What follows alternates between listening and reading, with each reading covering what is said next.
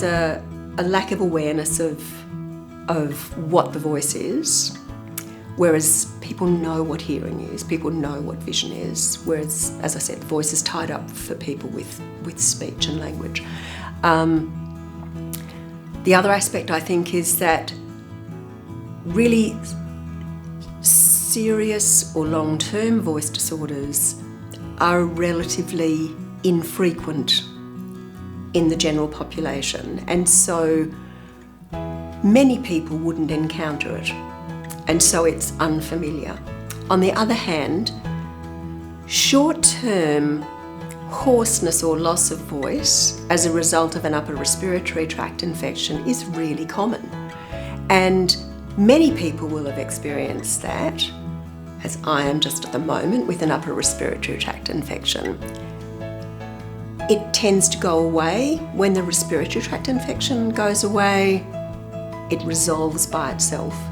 It lasts a very short time usually, and so because of that short time, it has very minimal impact on people's lives. They can compensate for it for that short period. So that's their perception of a funny voice or a hoarse voice.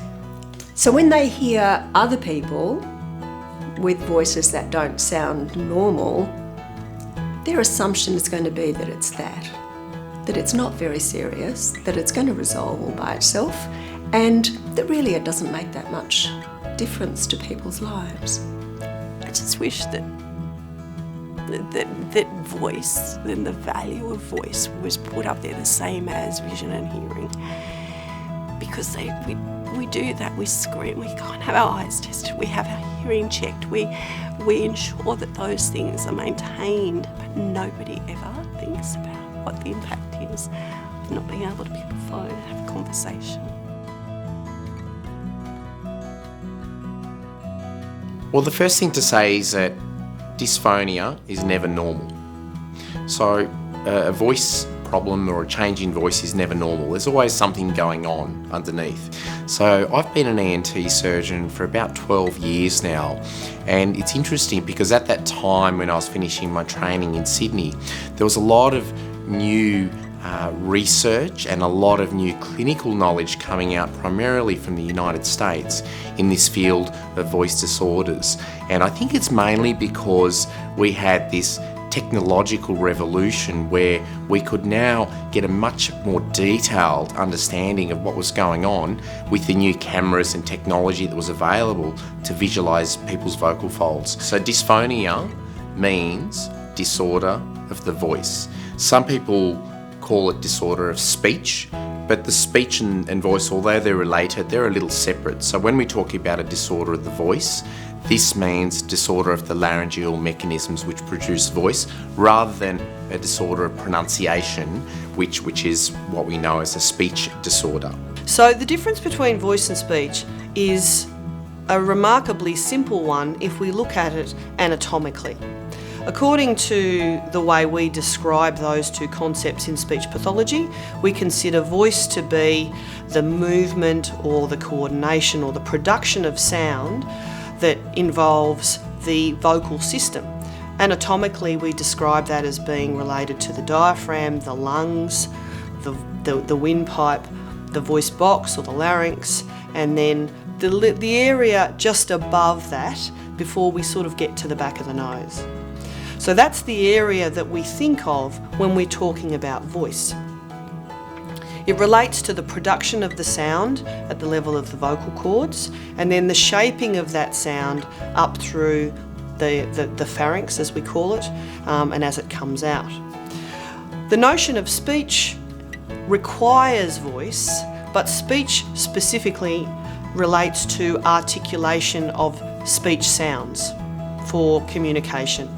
So it is how we posture the lips, the tongue, the jaw, the palate to close the airway off to the nose, that is required for us to say all the different sounds in speech, whether it be a vowel, R, E, A, I, O, U, or a consonant, T, K, B, S. And so all of those different sounds require a different placement or a different posturing of all of those anatomical structures.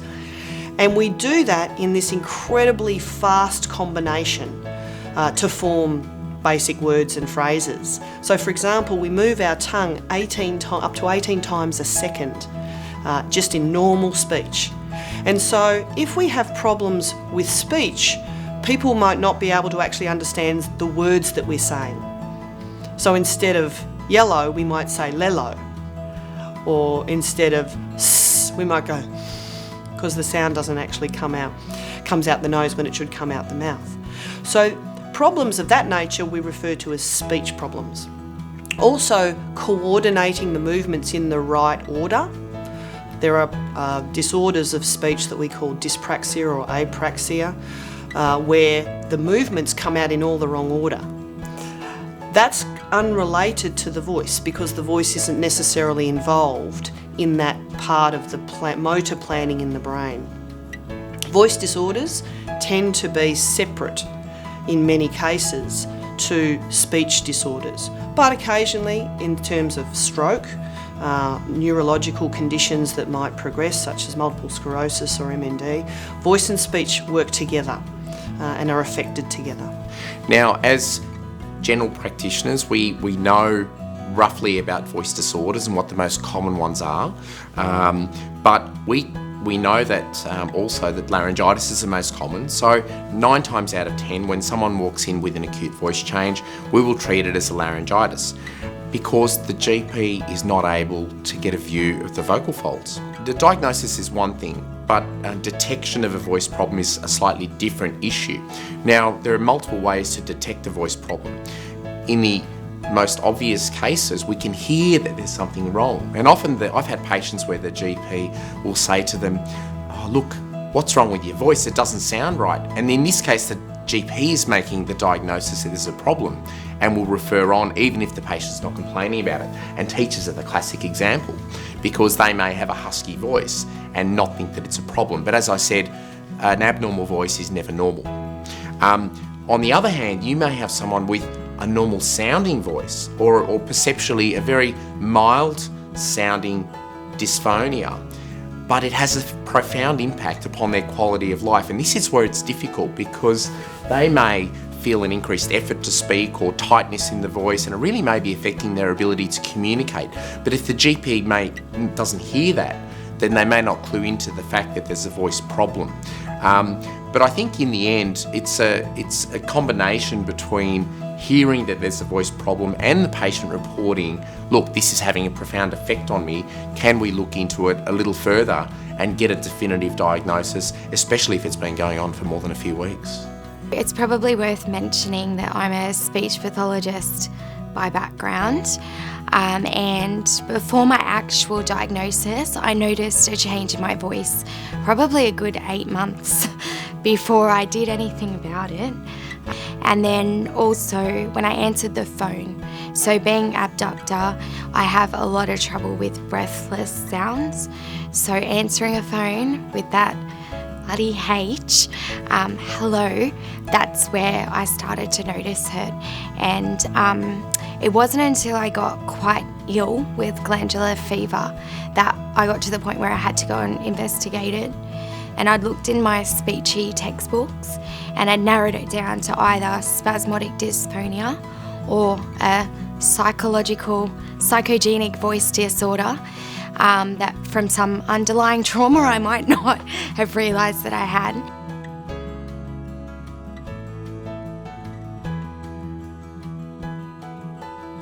So the first thing we'll do is talk to you and say, hello, how are you? And that's when we get the first cues. Actually, the first cues are when the patient walks into the door. And we're assessing the patient, looking at them and wondering about, well, is it just their voice that's affected, or are they shuffling through the door to indicate they might have Parkinson's disease? Are there any other factors we might be able to see that can give us a clue as to what's going on? Then we'll introduce ourselves and say hello. And this gives us the first clue. Is this patient able to speak fluently, loudly? Is the voice rough, breathy, weak or strained? We make an instant assessment based upon that. And that makes part of our diagnostic criteria or program. After that, what's really, really important for me as a voice clinician, even more so than looking, is to get a really detailed history. A history about the onset. How did it happen? Was there a cold or flu beforehand? The duration, how long's it been there for? Smoking history and a history of risk factors for cancer. I think that's really most important as well. What sort of functional limitations is this having upon them? Are they able to cough? Because if you have a voice problem and you can't cough, that's a problem. We can then get chest infections. Are they able to drink safely? Or is fluid going down the wrong way? This can all be signs of a voice problem. And what impact is it having upon their quality of life and ability to communicate? I don't think anybody can actually understand what it's like to live with a chronic voice disorder unless you've had one. The demands, the stresses, the limitations, the grief, the loss, it's an overwhelming experience for so many people. But we have to live, and communication is such a profoundly essential and intimate part of our living in the world, living with ourselves, living with other people, that if we are to live with the disorder and live above the disorder, we have to live first. So my encouragement is always to just get on and live. I'm able to get rid of telemarketers really quickly. The other thing, I think that it's actually made me a much better listener to other people and more acutely aware of silent struggles when people aren't the same as what they used to be. It makes you actually look, I found it's made me look out more for other people. And the difficulty just simply communicating.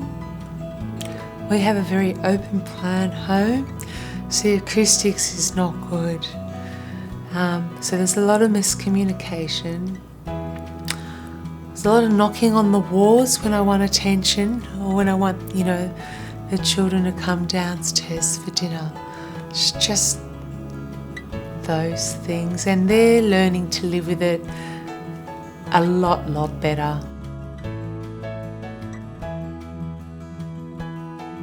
The notion of management, however, is an overarching approach where the therapist is working absolutely side by side and in partnership with the client or the patient to find the best way for them to meet their communication needs in their life. So management is an overarching framework, and it may involve some treatment, it may involve some indirect therapy, but it really is an agreement and a discussion and a formulation of a range of strategies, approaches. It may involve counselling, it may involve some specific problem solving around dealing with a particular situation, maybe at work or in a social situation. So management is really the whole picture. But I actually believe counselling is integral to behavioural voice work. I don't separate the two really. I don't think of, we do vocal exercises here and then at the end of the session we tag on a bit of counselling. I don't separate them. It's a bit like separating mind and body. I don't believe in that. I think the emphasis of the therapeutic work we do, or the medical work a surgeon would do, can be surgical, medical, behavioural, working on technique, and as part of that is conversation, and deep conversation about the emotional aspects of what it is to have the voice disorder, what it feels like for it not to work, what it feels like to be anticipating the anxiety of it not functioning. And for some people, it would actually be doing some significant grieving for the loss of that voice which really reflected who they thought they were.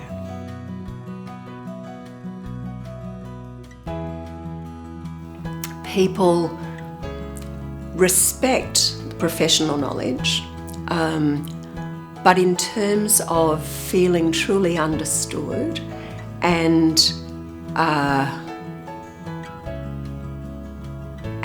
working out what coping strategies are possible, what management strategies are possible in daily life, it's really helpful if there's support from a group of people who are experiencing the same things. There's a sense of real understanding there and an opportunity to share and to learn from each other.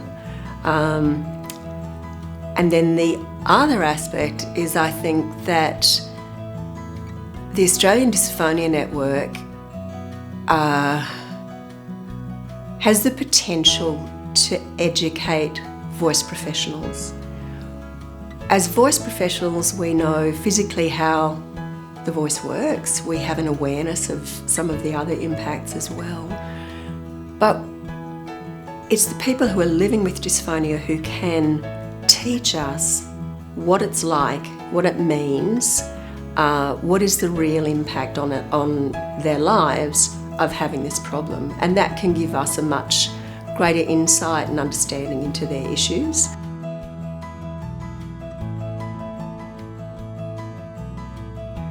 My biggest impact has been with work.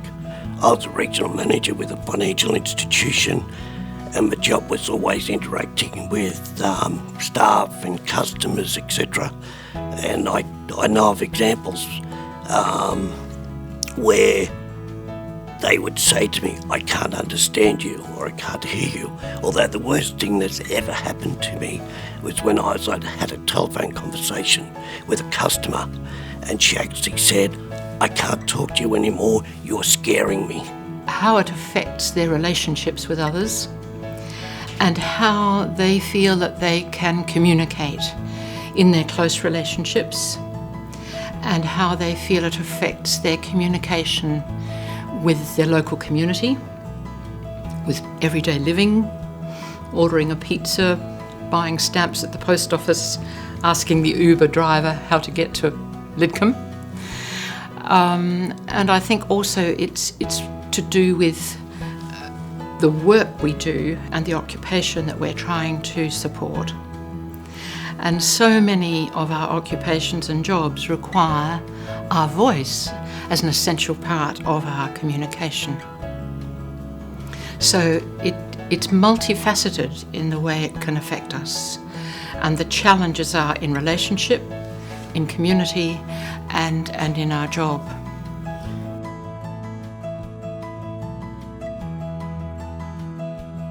To acknowledge to that person the impact.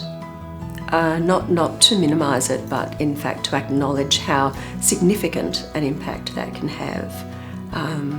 So I think that acknowledgement is first and foremost, followed up by accurate and useful information. I think it's really important to listen to the person and how they perceive their voice problem and how it's affecting them. For some people, it is a real challenge to their sense of personality and identity. And if they can't communicate, they feel as if they're almost like a person without a limb. They often feel very tired and fatigued in helping their voice to work, to project, to function. The voice is just a reflection of the culture. And we can't expect to change how people deal with their voices in a culture that also doesn't actually respect the basic human needs. So to me, the voice is always a reflection of who we are and how we are. And that is always in a context. I think it's also really important as a gift to the patient is that one is transparent. Transparent in what we know, transparent in what we don't know. And I think also, when I've asked patients sometimes when I've finished working with them or even halfway through, what is it that you found the most helpful of what we've done to date? Thinking they're going to say this particular technique was, or some magical thing I said, or And they say, you gave me hope. Voice for a person is more than just the function of the larynx, and that one has to look at not just that function, but the whole context of how the voice is used and what the effect of a voice problem is on a whole person. We all have ways of regathering our resources if we've got the right help. What we don't want is for people to withdraw.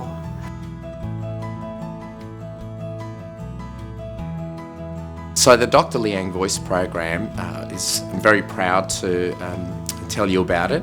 It's a program based around voice and laryngeal disorders at the University of Sydney in the Faculty of Medicine and Health.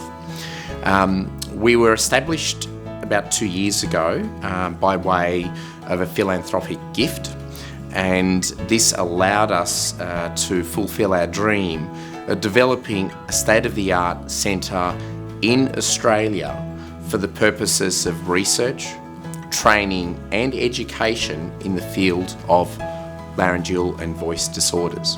But we also run a voice clinic at the university, which is a multidisciplinary voice clinic, and there you can be assessed by both an ENT surgeon and a speech pathologist in one setting to arrive at a diagnosis and a management plan for your voice problem. But the most important thing is to give the patient or the client hope that something can be done and we can improve their quality of life. Yeah, a team approach is really important because in the end, the patient doesn't belong to us, we belong to the patient, and it's important also for the patient to have access to those resources. So even if you see an ENT alone without a speech pathologist, it's important to have that they have access and refer you on to the person who can treat you appropriately.